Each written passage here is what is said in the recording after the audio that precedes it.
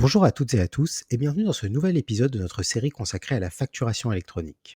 Après vous avoir présenté cette réforme et ses impacts pour les loueurs meublés dans le premier épisode et répondu à vos premières questions dans le deuxième, nous continuons aujourd'hui sur notre lancée en vous livrant nos réponses aux questions que vous nous avez fait parvenir depuis le lancement de cette série. Et le moins que l'on puisse dire est que vous avez vivement souhaité obtenir des précisions sur les cas dans lesquels vous devrez, ou non, envoyer ou recevoir des factures électroniques via votre plateforme agréée.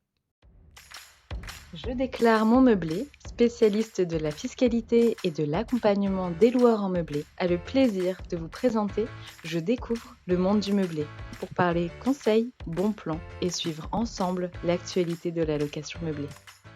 Commençons donc sans plus tarder avec la première question. Les frais de plateforme de location de courte durée sont-ils concernés par la facturation électronique? Les commissions prélevées par Airbnb, Booking ou Abritel sur vos recettes locatives sont bien considérées comme des prestations de services facturées par ces plateformes. À partir de septembre 2026, ces factures de commission vous seront donc adressées au format électronique via une plateforme agréée. Vous avez également été nombreux à nous interroger sur les rapports avec vos syndicats de copropriété. Dans cette situation, il est important de distinguer d'une part les appels de fonds que le syndic adresse aux copropriétaires et qui ne sont pas, en tant que tels, des factures directes à votre égard, mais servent uniquement à appeler des charges et provisions sur le budget prévisionnel. Vous n'avez donc pas, en tant que copropriétaire, à recevoir les appels de fonds de votre syndic via le système de facturation électronique. Le syndic peut donc continuer à vous les adresser par courrier ou mail, par exemple. Toutefois, les syndics professionnels, comme les sociétés d'administration de biens, sont des entreprises assujetties à la TVA pour leurs honoraires. Donc, dans ce cas, les honoraires entrent pleinement dans le champ de la réforme de la facturation électronique lorsque ces honoraires sont adressés à une autre entreprise disposant d'un numéro de sirène, ce qui sera par exemple le cas d'une activité de location meublée.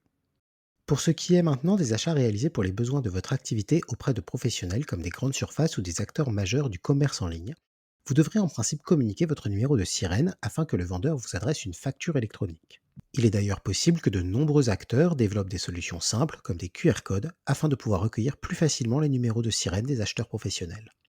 Si le vendeur ne vous demande pas votre numéro de sirène ou ne le récupère pas pour procéder à l'envoi d'une facture électronique, n'ayez aucune crainte, vous pourrez toujours solliciter une facture classique et cela n'impactera pas votre capacité à déduire cet achat de votre résultat fiscal si vous êtes au régime réel d'imposition pour votre activité de location meublée. Il est d'ailleurs probable que les solutions varient d'un magasin à l'autre, mais sans impact pour les loueurs. Il en sera d'ailleurs de même pour les factures émanant de fournisseurs, qu'il s'agisse d'énergie, de téléphonie ou encore d'Internet. Il est important de noter que, pour ces fournisseurs, vous n'aurez pas à modifier vos abonnements pour des abonnements professionnels. En effet, la réglementation sur la facturation électronique ne vous impose pas de changer la nature de vos contrats. Il vous suffira donc de communiquer votre sirène à votre fournisseur. S'il accepte de vous traiter comme un client professionnel, les factures transiteront via une plateforme agréée. Si votre fournisseur refuse, il continuera de vous adresser des factures classiques sans que votre conformité ne puisse être remise en cause. Quant à vos questions liées aux dépenses spéciales, comme les frais de péage, de parking, de carburant ou les notes de restaurant que vous pourriez accumuler au cours de vos déplacements pour les besoins de votre activité de location meublée, voici nos réponses. Pour les automates de péage, il n'y aura pas d'obligation d'envoi d'une facture électronique pour ces dépenses. Pour les autres automates, comme le parking ou le carburant, en principe, ces dispositifs devront s'adapter pour l'envoi de factures électroniques, mais en l'état actuel des choses, vous ne recevrez pas de facture électronique de leur part. Pour les notes de restaurant, le recours à la facturation électronique dépendra de la situation. Pour les notes d'un montant inférieur à 150 euros hors taxe, le restaurateur pourra rester sur un ticket classique sans établir de facture électronique nominative, sauf si vous lui demandez expressément. Pour les notes d'un montant supérieur à 150 euros hors taxe, le restaurateur devra émettre une facture électronique au nom de l'entreprise cliente, avec toutes les mentions obligatoires. Certaines dépenses se situent, au contraire, en dehors du champ de la facturation électronique. Ainsi, pour répondre à vos questions, nous vous précisons que les taxes, comme la taxe foncière et la CFE, ne font pas l'objet de l'envoi d'une facture électronique, tout comme les assurances. En effet, les opérations d'assurance étant exonérées de TVA, vous continuerez à recevoir des avis d'échéance ou des attestations d'assurance habitation en dehors du circuit de la facturation électronique. Enfin, pour conclure et faire écho à vos dernières questions, nous tenons à vous préciser que le fait de faire gérer un bien par une agence de gestion locative ne dispense pas de s'inscrire à une plateforme agréée.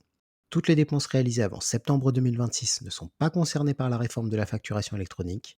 Et enfin, si vous devez gérer la facturation électronique alors que vous possédez plusieurs biens, notamment un exonéré de TVA et un soumis à TVA, il vous sera possible de le faire via une seule plateforme agréée, en veillant simplement à bien distinguer les flux liés aux biens exonérés de TVA et ceux liés aux biens soumis à TVA.